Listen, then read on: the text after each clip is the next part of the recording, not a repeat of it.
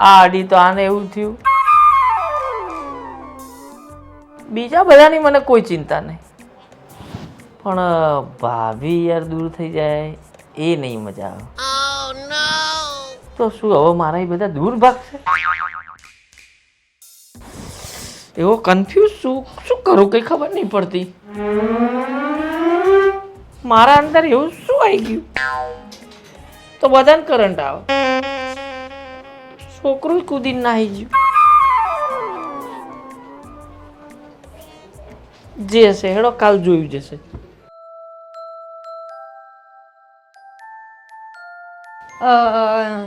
તમારી પથારી ઉપર કરી દીધી હો, તે જઈને સુઈ જાઓ.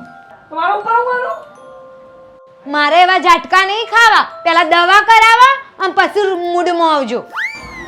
હે ભગવાન, આ કરંટ કરંટ કરંટ હું કરંટ થી કંટાળી ગયો તું.